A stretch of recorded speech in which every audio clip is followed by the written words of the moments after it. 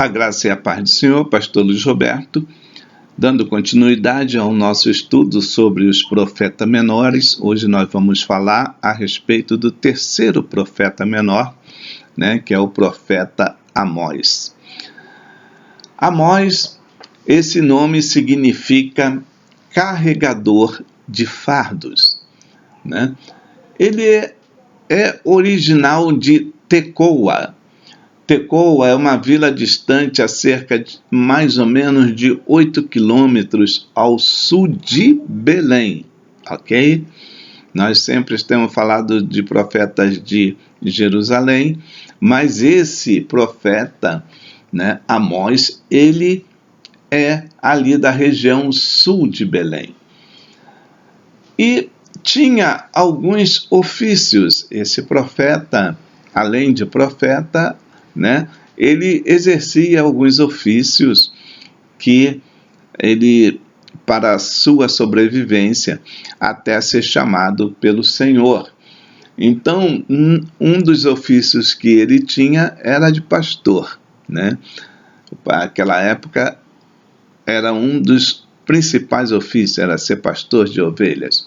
Então, ali no capítulo 1, verso 1, de Amós, ele já começa se apresentando como pastor. Também ele era boieiro, Hoje nós chamamos de boiadeiro, mas ele era boieiro, ele levava bois também, transportava bois, de um lugar para o outro. E também ele trabalhava em colheita, de lavoura, numa plantação de sicômeros, isso está registrado no capítulo 7, versículo 14.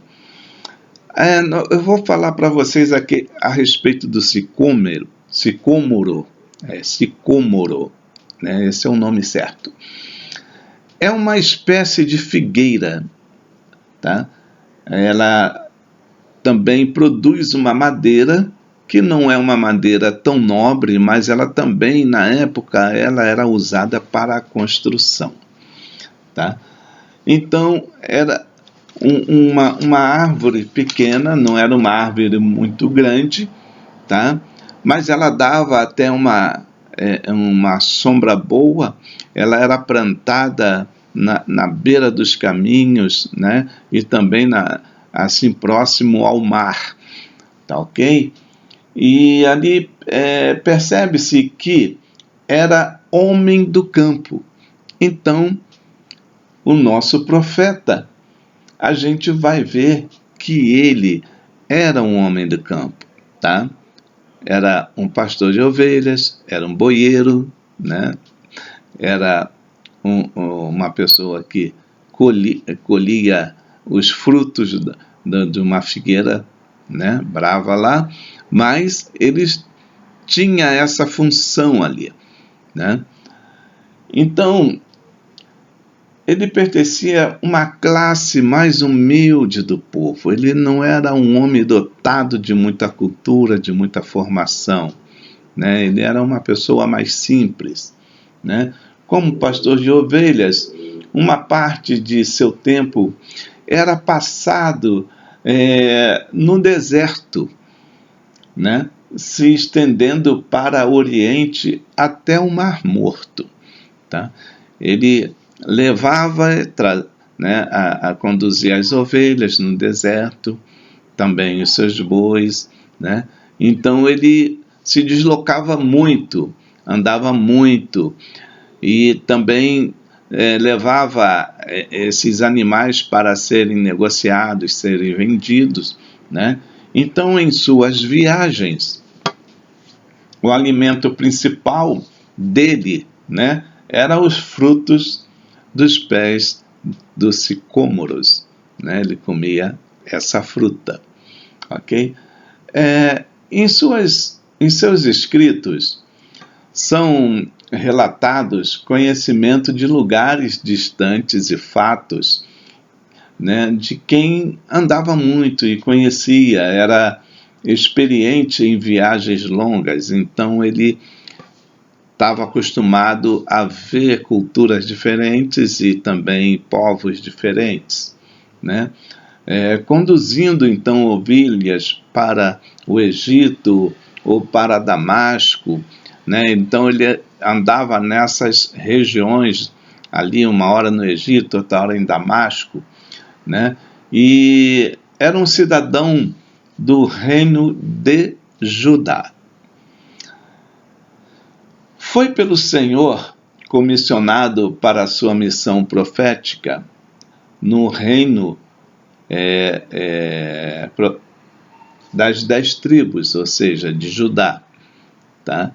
Então ele foi ali comissionado para falar para o povo de Judá, para as 10 tribos, mas o seu ministério foi mais voltado para o reino do norte, né? Isso nós vamos ver ali no capítulo 7, verso 15, que no reino do norte, Israel, ele se voltou mais, uma preocupação a mais sobre esse povo do que a tribo de Judá. Em Betel se achava ali um santuário do rei, onde havia um dos 2 bezerros de ouro que, né, esse rei Jeroboão I mandou fazer para objeto de culto. Então, Amós 8,14 fala sobre isso. Amós falou, então, fortemente contra os pecados do rei, né? Ele pregou para esse rei e não passou a mão na cabeça do rei.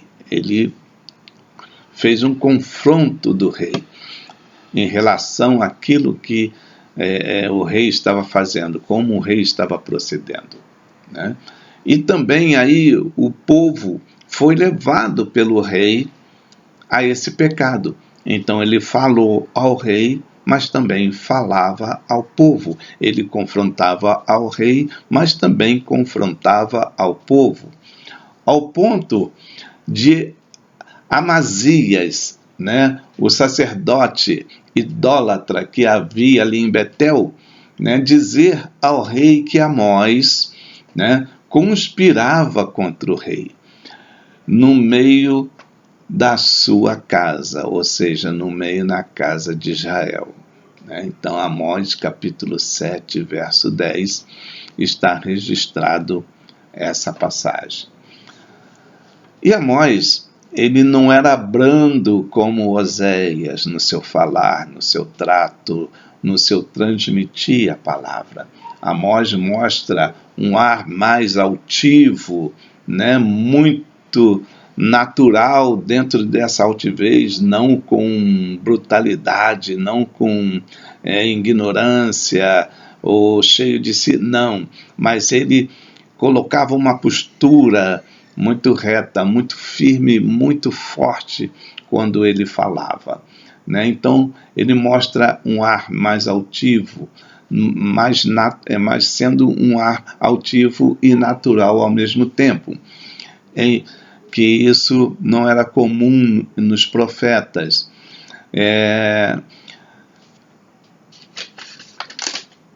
Seu livro, né, é o 3º livro dos profetas menores, ok? Ele profetizou depois dos reinados de Azael, Ben-Hadad e nos dias de Osias, rei de Judá, e nos dias de Jeroboão, rei de Israel. O livro, ele compõe-se, né, de 3 partes. A primeira é a introdução, que vai do capítulo 1 e o capítulo 2. A segunda parte é os 3 discursos que ele faz, que estão ali registrados no capítulo 3 ao 6. E 5 visões também que ele coloca ali nos capítulos 7 a 9, tá? Essas duas partes anteriores terminam denunciando os juízos de Deus, ok?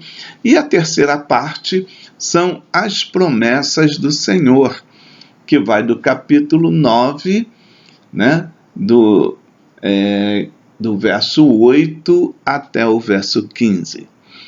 Então, esse é o conteúdo geral do livro desse profeta, né?